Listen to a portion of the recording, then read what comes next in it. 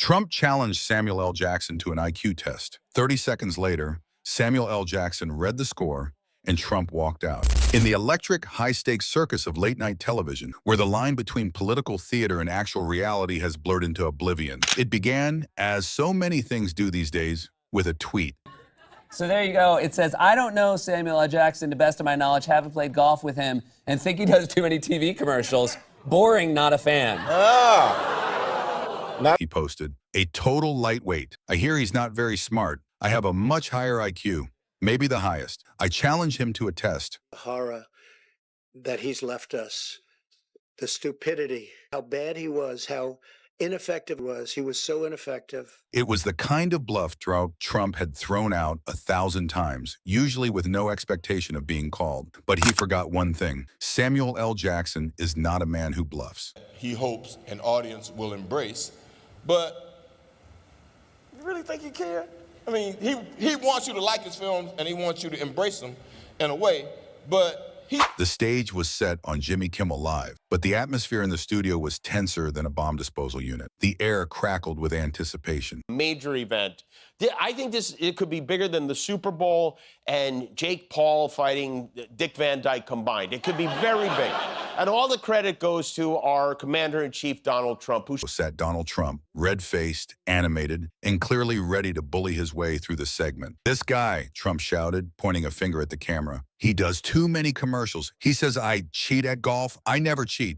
I win club championships. He's just angry because he's a loser. And you know what?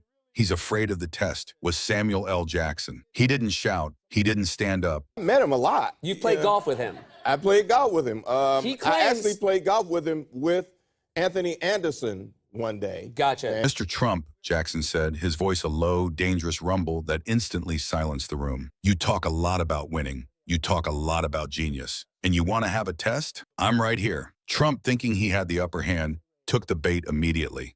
The crowd gasped, a collective intake of breath. Jackson leaned forward, his eyes locking onto the camera lens, as if staring directly into Trump's soul across the continent. You claim you know everything. You claim you're the smartest man to ever live in the White House. So before we get to the complex math and the shape rotation, let's start with something simple. I have another person that can verify that he knows me. He called me one day. I was here in New York, and he was always calling him, Samuel L., the Don. I go, who? The Don.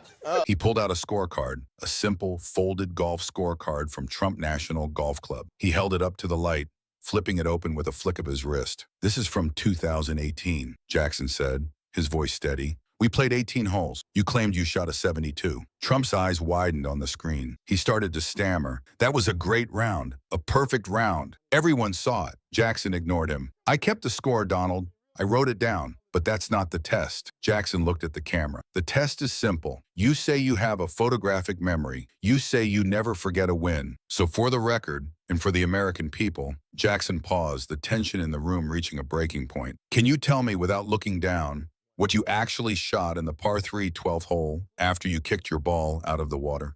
At Trump National in Jersey, and his caddy told him he found it.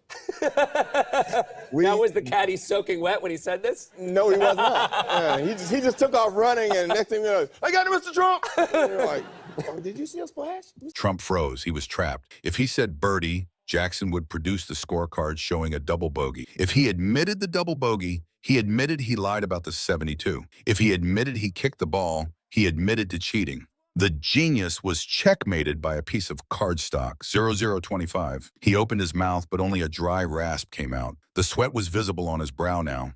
He looked at the camera, then at the scorecard in Jackson's hand, realizing that this wasn't a debate he could bully his way out of. It was a receipt, 0030. The 30 seconds were up. Trump was staring blankly, his mind racing for an exit that didn't exist. Jackson sat back, satisfied, and coolly read the card aloud. It says here you took a 6, a double, and that includes the foot wedge. Jackson looked back at the screen, delivering the final line with the weight of a judge passing sentence. You didn't know the answer because the truth isn't in your memory banks, Donald. Only the lie is. The feed from Mar-a-Lago cut abruptly to black. Trump had walked out. He physically stood up and left the frame, leaving an empty chair and a stunned silence in his wake. The studio erupted in a standing ovation, not for a joke, but for a moment of pure, undeniable truth delivered by the one man who knows exactly how to handle a snake. Whether it's on a plane or on a golf course,